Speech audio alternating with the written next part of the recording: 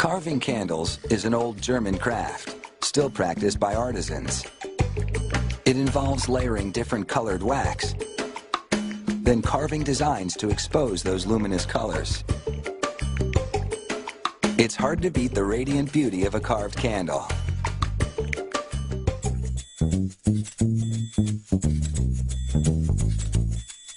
Carved candles are known for their swirls and curls, a look so elaborate that lighting one is an occasion in itself.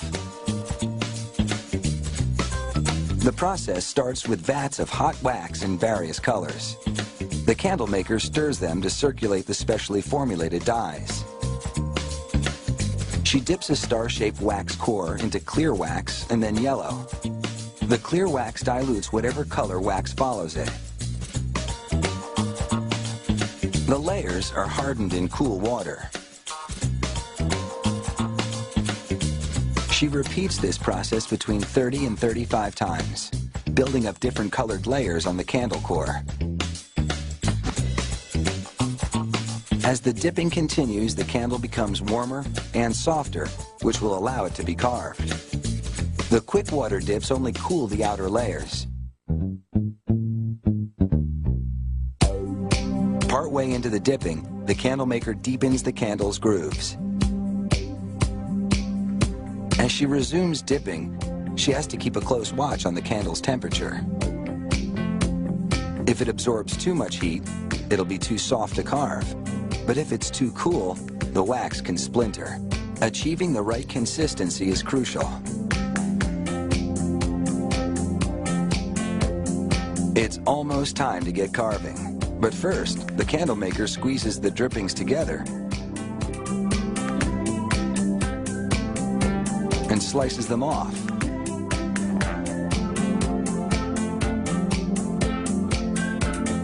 They're too attractive to waste, so she quickly shapes them into a mushroom candle. She pokes a hole in the center for the wick, and within moments, the candle is complete.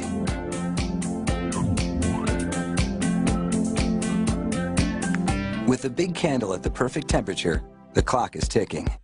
It has to be carved in just 15 minutes, or it will be too hard to work with. The candle maker slivers the bottom and curls the pieces back. She dunks the row of curls into water to harden them a bit so they don't sag.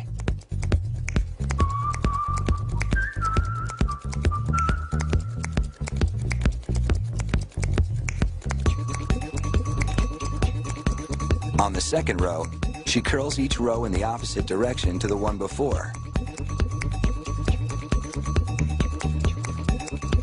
She carves a total of 4 rows,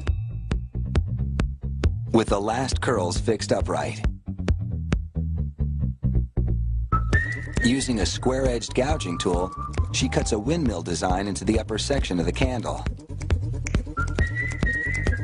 Then she shapes the wax cutout into a base for the windmill.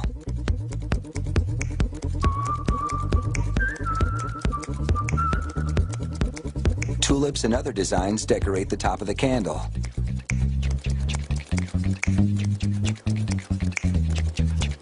She must work with a quick but steady hand. It takes at least a year of training to learn to carve with such confidence. This one is a neat trick. She jiggles a straight-bladed knife to cut the fluted edge of a hummingbird wing.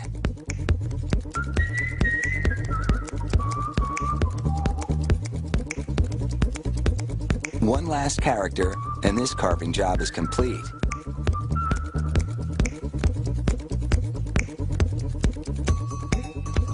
Now, she presses a cookie cutter-like device around the wick. This forms a well that will allow the wax to burn down the center instead of dripping down the sides, which would ruin the carving.